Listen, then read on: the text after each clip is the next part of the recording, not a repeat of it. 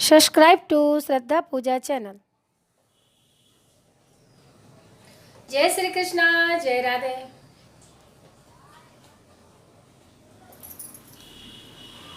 आज एकादशी भी है, वामन एकादशी। आज वामन भगवान का जन्म है, वामन जयंती है। तो आप सभी को वामन भगवान की जय। ये हरि विष्णु नारायण अवतार ही है वामन, इनका छठवां अवतार है। वामन भगवान की कथा के उपलब्ध के बारे में आप देख सकते हैं, जाके पढ़ सकते हैं। मैं था आपको अपने डिस्क्रिप्शन में बता दी है, आप हैं उसको।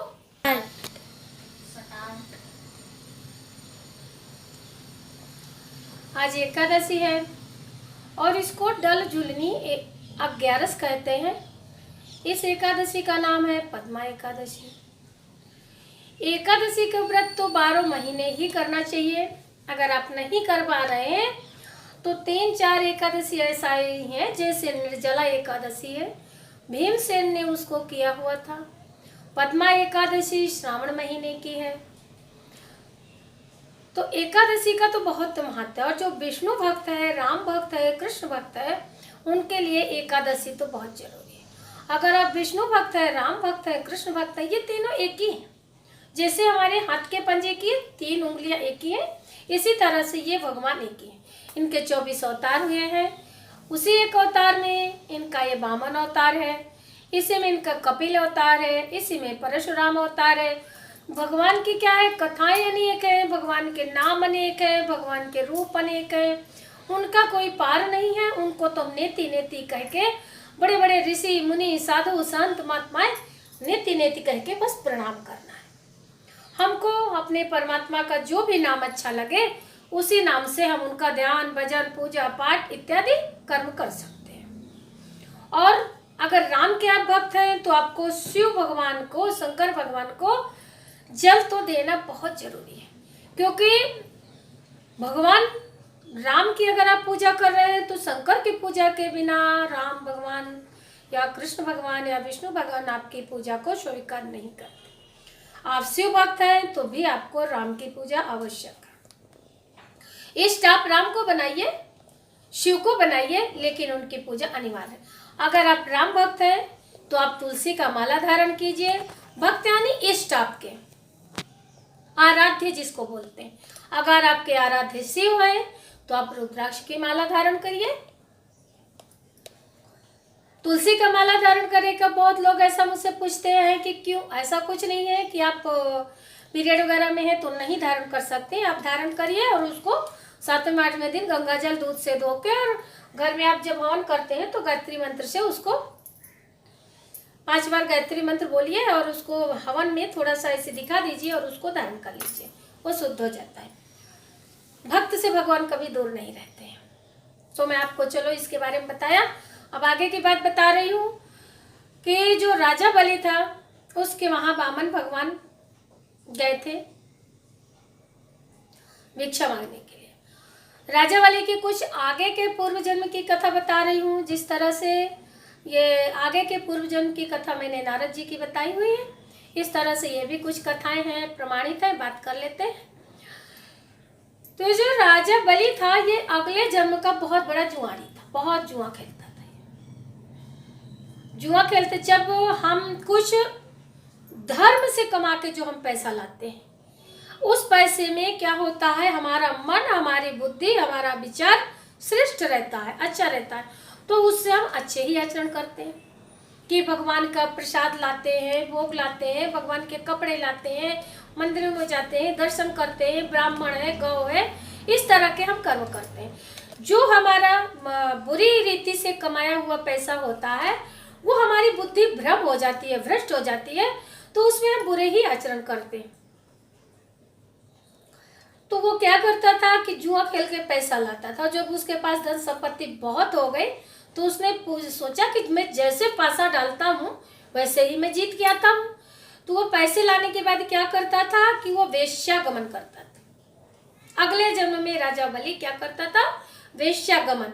प्लीज आज के यंग बच्चों के लिए मैं बता रही हूँ कि जो वीडियो से बहुत जुड़े रहते हैं मेरे, और इस समय गेम खेलने से बहुत बच्चे जुड़े रहते हैं, और वो ऐसा बोलते हैं कि हम इंग्लिश मीडियम पढ़ते हैं। उनके मम्मी पापा ऐसा सोचते हैं कि हम अपने बच्चों को इंग्लिश मीडियम पढ़ा रहे हैं और हम इन चीज़ों पे विश्वास नहीं करते। तो मेरी बार बार उन माताओं से, उन बहनों से, उन भाइयों से और उन बच्चों से यही प्रार्थना है कि आप इन चीज़ों से जरूर जुड़ें, क्योंकि परमात्मा सत्य है। परमात्मा सत्य नहीं, हम कुछ भी हम कर्म करते हैं, लेकिन एवरीडे हमारा परमात्मा ही सत्य है। जैसे कि कोई भी आता है या कोई भी जाता है या कोई कुछ भी करता है, लेकिन जो हमारे माता पिता होते हैं वो सिर्फ हमारे माता पिता होते हैं। उनको हम कभी भी ऐसा नहीं सोच सकते कि नहीं हमारी माँ दूसरी है, हमारे पिता दूसरे, ये कभी हो ही नहीं सकता है। क्यों? ये हमारे माँ बाप है, ये हमारे जन्मदाता है। इसी तरह से हमारा इष्ट होता है। तो जब राजा बलि ने अगले जन्म में उसने ये किया, तो अब उसका अंत समय आ गया। अब जब उसका अंत समय आ गया, मैंने वीडियो में थोड़ा वीडियो लंबा होगा तो आप ठीक से ध्यान से देखिएगा और अपने बच्चों को जरूर दिखाइए। तो राजा बलि का अब अंत समय आ गया और बहुत बड़ा वहां पे जंगल था। जंगल में शिव भगवान की मूर्ति थी। अब उसको कुछ अलग से लक्षण होने लगे, तो उसने सोचा मेरा अंत समय आ गया, अब मैं क्या करूं। तो वो वहां गया था, सोने का हार लाया था। किसके लिए? वेश्याओं को देने के लिए, उनको खुश करने के लिए। तो उसने वो हार उठाया और शिव भगवान को पहना दिया, शिव भगवान को समर्पित कर दिया। पूरे धन पूंजी जितना उसने कमाया था, इकट्ठा किया था, उस सभी पैसों का वो हार लाया और वो हार उसने शिव भगवान को समर्पित कर दिया। तो यानी इसका मतलब क्या हुआ कि उसने अपने पूरे जीवन की जो कमाई थी भगवान को अर्पण कर दी, शिव बाबा को। अब उसका अंत समय हो गया। अब जब वो वहां गया तो भाई यमराज के जो दूत थे, तो यमराज ने कहा अपने चित्रगुप्त से कि भाई इनका चोपड़ा निकालिए, इनका वो जो भी बायोडाटा है वो निकालिए। उन्होंने निकाला, देखा, उन्होंने कहा कि भाई पाप तो बहुत इकट्ठे हैं, पुण्य इनके पास बिल्कुल भी नहीं है। अब उन्होंने कहा एक ही पुण्य है और सारे आपके पास में पाप इकट्ठे हैं, आप पहले को किसको भोगना चाहोगे? तो उन्होंने कहा जब पुण्य कर्म बहुत कम है, पाप कर्म बहुत ज्यादा है, तो पहले मैं पुण्य कर्म ही भोग लेता हूँ। तो उनको 2 घड़ी के लिए उनको इंद्र बनाया गया, 2 घड़ी के लिए। पहली घड़ी जब वो इंद्र बने तब भी उन्होंने यही कर्म करना चालू किया, वहाँ ये सब नाच गाना और ये सब नृत्य वगैरह और वो अप्सराओं के साथ रहना। एक उनका घड़ी बीत गया तो भगवान ने उनको दर्शन दिया, कहा कि भाई एक घड़ी बीत गया, एक और बचा। उस टाइम पे भी उन्होंने यही किया। एरावत हाथी था और ये सब जो उनके पास चीजें थी, उन्होंने सब चीजें अपनी ले जाके भगवान को समर्पित कर दिया नारायण। और 2 सेकंड बाद मनवंतर से उनका फिर जब उनको दोबारा फिर वहीं गए, पुण्य कर्म उनका समाप्त हो गया, फिर से उन्होंने यही किया, पूरा अपना जाके वहां पे हरि विष्णु नारायण को सब दान कर दिया, एरावत हाथी वाथी सब कुछ, और बिल्कुल चले गए। उन्होंने जब उनसे ऐसा कहा तब उन्होंने कहा अब ये सब होते करते उनका ये कर्म देखो पूरा हुआ। अब उनको कहा गया कि आपको क्या बनना, तब उनको राजा बलि बताया गया। राजा बलि जो प्रहलाद थे, प्रहलाद के नाती, प्रहलाद के बेटे थे विरोचन, विरोचन के बेटे हैं ये राजा बलि। अब प्रहलाद को तो भगवान कह ही चुके थे, हरि विष्णु नारायण 7 पीढ़ियों तक मैं तुम्हारा ध्यान रखूंगा, कोई भी मतलब पाप कर्म से लिप्त नहीं होगा। लेकिन ये तो क्या है, राक्षसी जाति थी, तो वो कहा ही गया। दिति के बेटे थे ये, कश्यप और दिति। जितनी राक्षस कुल की माता है कश्यप और दिति, कश्यप और दिति की संतानें। अब वो यज्ञ कर रहे थे, ये यज्ञ उनका पूर्ण हो जाता तो वो मनवंतर के इंद्र बनते। तो भाई देवताओं ने कहा कि क्या हो, तो हरि विष्णु नारायण उनके पास आए ब्राह्मण बन के। भगवान ब्राह्मण बने हैं 2 ही बार, एक बार परशुराम अवतार में और एक बार ये वामन अवतार में, 24 अवतार में। क्योंकि ब्राह्मण भिक्षा मांग सकता है। राम अवतार में क्षत्रिय बने, कृष्ण अवतार में यादव बने, क्योंकि ब्राह्मणों को दान देंगे। इसलिए दान के बारे में बात आई तो मैं आपको फिर से ध्यान करा दे रही हूँ। दान आप हमेशा सुपात्र को ही करिए, कुपात्र को नहीं। अपने से उच्च को दान दें, नीच को नहीं, क्योंकि आपका दान व्यर्थ चला जाएगा। इसके लिए देना ना देना आपकी मर्जी, करना ना करना आपकी मर्जी। मैं जो कर रही हूँ वही आपको बता रही हूँ। तो भाई गए, उनका यज्ञ चालू था। राजा महाराजा सभा बैठी थी, उनके गुरु शुक्राचार्य भी बैठे थे और वामन भगवान गए ब्राह्मण में। उन्होंने कहा कि राजन हमको दान चाहिए। तो कहा आइए महाराज, आपको क्या दान चाहिए? उन्होंने कहा मुझे राजन कुछ नहीं चाहिए, सिर्फ 3 पग धरती चाहिए। बोले 3 पग धरती का आप क्या करेंगे? बोले यज्ञ दान तपस्या मेरा यही कर्म है, क्योंकि मैं ब्राह्मण हूँ। ठीक है।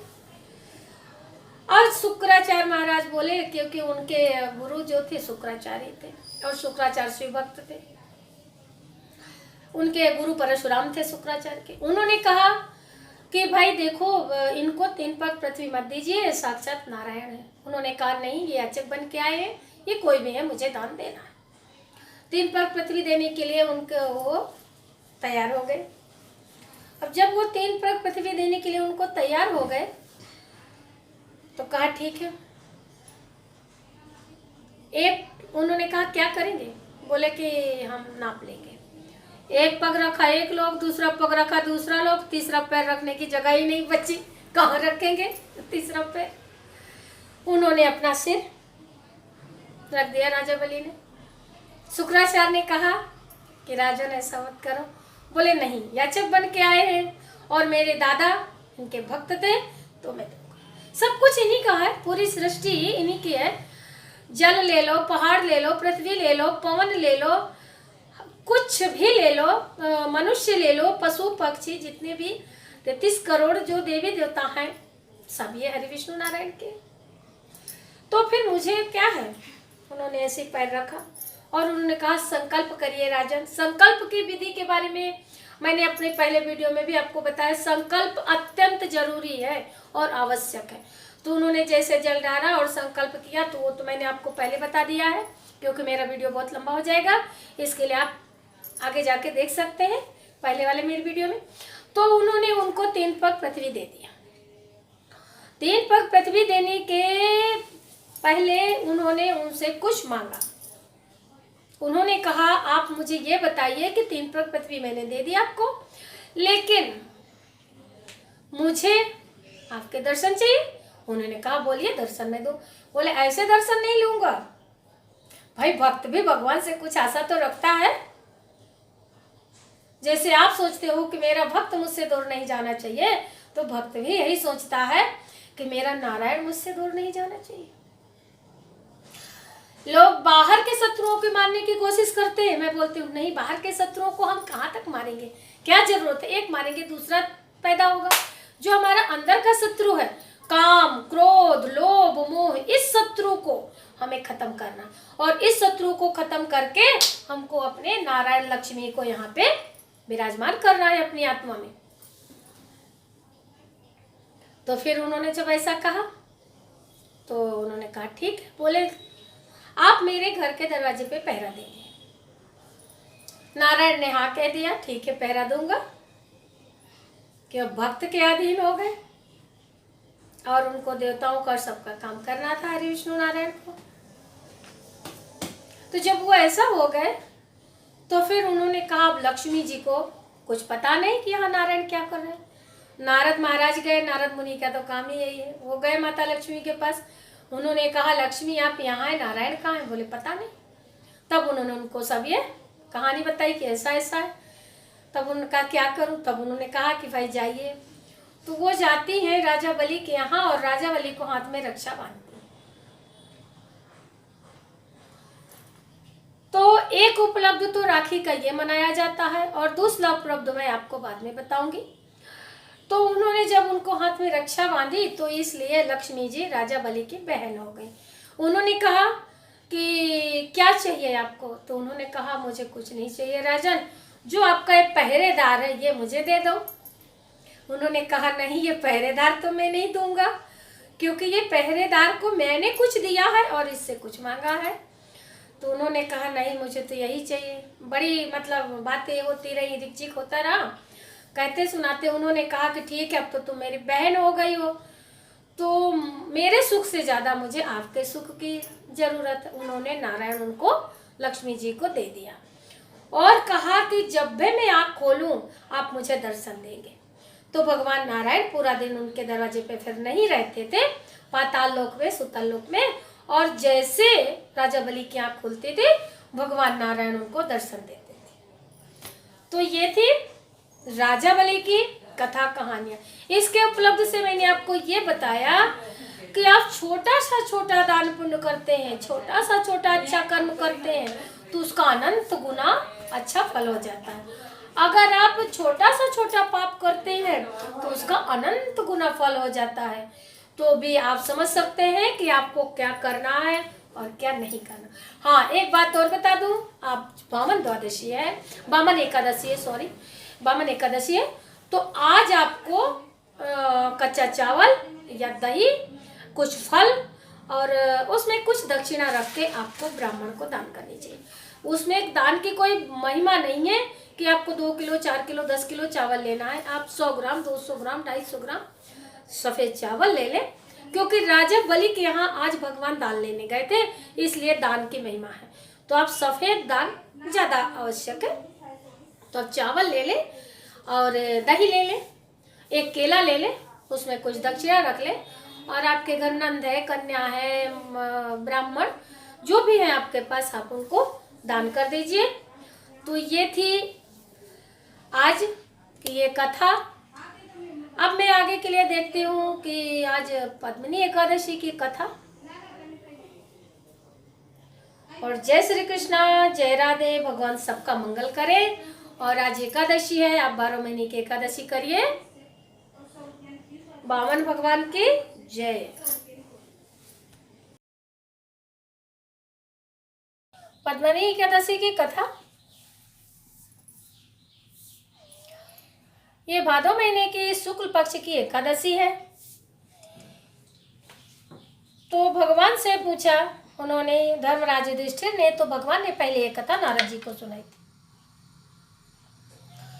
धर्मराज युधिष्ठिर श्री कृष्ण से पूछे कि ये कथा का महात्म क्या है, और ये कथा, ये एकादशी का व्रत किसको करना चाहिए और इसको करने से क्या लाभ होता है। तो भगवान नारायण ने नारद जी को बताया कि ये कथा शुक्ल पक्ष की, भादो महीने की शुक्ल पक्ष की एकादशी है। इसका नाम पद्मिनी एकादशी है। इसका महात्म्य यह है कि इस महीने में हमको नहा के धो के निवृत्त होके भगवान श्री कृष्ण बोले, हे राजन, अधिक मास की शुक्ल पक्ष की ये एकादशी पद्मिनी एकादशी कहते हैं। इस दिन मनुष्य को दशमी विधि के दिन रात में तांबे के कांसे के बर्तन में भोजन नहीं करना चाहिए और एकदम शुद्ध भोजन करना चाहिए, यानी कि मतलब जैसे मूंग की दाल है, रोटी है, इस तरह से भोजन करना चाहिए। और भोजन करके हमको जमीन में ही शयन करना चाहिए, जमीन में शयन करना चाहिए। सुबह हमको जल्दी ब्रह्म मुहूर्त में उठना चाहिए। ब्रह्म मुहूर्त 4:30 से 5 तक ब्रह्म मुहूर्त होता है। सुबह उठ के हमको नहा के धो के कोई नदी में, तालाब में, कूप में स्नान करने जाना चाहिए।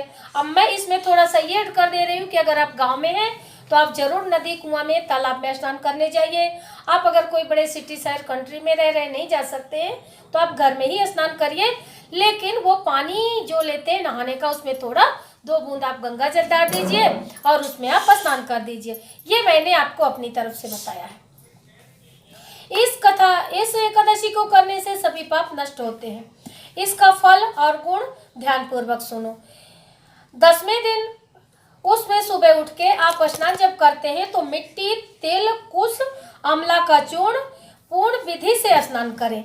उसमें थोड़ी हम मिट्टी लेके आते हैं, वो मिट्टी को अपने शरीर में कोई भी जगह पे हमें थोड़ी लेप कर लेना चाहिए। हमको जो हम दांत घिसते हैं तो हमको चिरचिरा की, नीम की, कोई भी इस तरह की दातून से हमको दांत घस लेना चाहिए। लेकिन आजकल जो सिटी में लोग रहते हैं उनके लिए पॉसिबल नहीं है। आंवले का चूर्ण लेना चाहिए। आंवले का पाउडर बाहर मिलता है। विधि पूर्वक स्नान करें।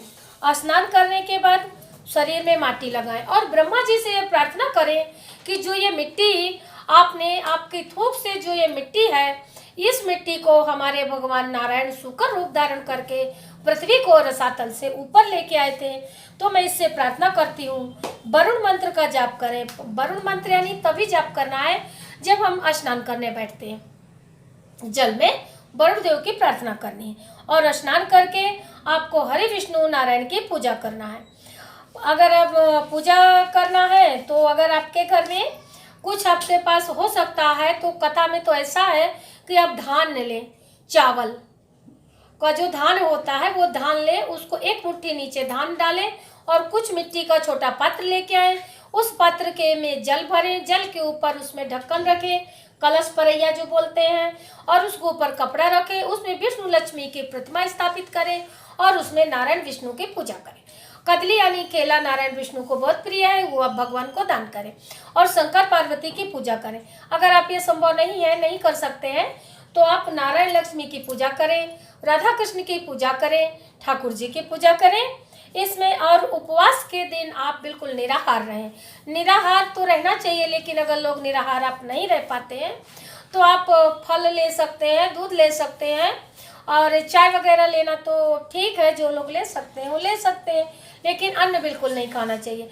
और मेरी आपसे एक इतनी विनती है, प्रार्थना है, रिक्वेस्ट है कि आप उस दिन गुरु को, ब्राह्मण को किसी का उपहास ना करें, किसी की बुराई ना करें, किसी को बुरा ना बोलें। अड़ोस पड़ोस में भी किसी का बुरा तो वैसे भी नहीं बोलना चाहिए, क्योंकि बुरा बोलने वाले का कर्म बुरा को मिलेगा, अच्छा बोलने वाले को अच्छा को मिलेगा। गाय की सेवा करें और भगवान को सुपारी अर्पण करें, भगवान को तंबू फल अर्पण करें, केला अर्पण करें, और ये चारों टाइम पे भगवान को अर्पण कर एक दीपक आप अपने घर में घी का अवश्य जला दें। वो भगवान विष्णु नारायण के नाम से एक दीपक जला दें घी का। इस तरह से जैसे हम ये दीपक इस तरह से जलाते हैं भगवान का, तो आप इस दीपक में घी डाल के और आप इस तरह से अपने भगवान का दीपक जला के हर विष्णु नारायण के पास, लक्ष्मी जी के पास रख दें। और रात में भी आप भगवान का ध्यान, भजन, कीर्तन जितना हो सके आप करें। भगवान की कथाएं सुने, आप भागवत कथा पढ़ सकते हैं, रामायण पढ़ सकते हैं, इनका आप करें। और रात में भी हो सके तो अल्पाहार भोजन करें। अल्पाहार भोजन में ये बोल रही हूँ, जैसे दूध है, केला है, फल है, इस तरह कर लें। भूमि शयन करें। सुबह आप उठें, उठने के बाद आप तुरंत जाएं और जाने के बाद आप शुद्ध होकर स्नान करें। स्नान होने के बाद आप कन्या है, ब्राह्मण है, कोई भी है, उनको आप सीधा दें या उनको भोजन कराएं। ठाकुर जी को स्नान करा के ठाकुर जी का चरणामृत लेके आप व्रत का पारण करें। और दूसरी बात है, व्रत का पारायण आपको 12 में ही करना होता है। एकादशी का आपने उपवास किया है तो आपके जो पंडित जी हैं आप उनसे पूछिए, नहीं है तो आप लाला राम स्वरूप का एक कैलेंडर आता है, उसमें बहुत पूरी तरह से अच्छी विधि लिखी होती है। तो आपको 12 के दिन ही एकादशी का, कोई भी आप एकादशी करते हैं तो 12 को ही आप पारण करें। 13 नहीं आनी चाहिए। 13 आने से आपकी एकादशी का आपको कोई फल नहीं मिलेगा। मैंने आपको बता दिया कि जो मैं कर रही हूँ बिल्कुल किताबों के देखी, सुनी, समझी, पढ़ी हुई मैं चीज़ें आपको बताती हूँ। बिल्कुल भी मैं आपको कोई भी चीज़ मैं आपको अलग से नहीं बताती हूँ, और यही आप करें। और इस तरह से आप एकादशी की किताब ले आएँ और अपने घर में पढ़ें। ये हिंदी में, गुजराती में, मराठी में, सब भाषाओं में मिलती है। तो आप जो भी किताब आप ला सकते हैं पढ़ें। इसके साथ आपको जय श्री कृष्णा, जय राधे राधे।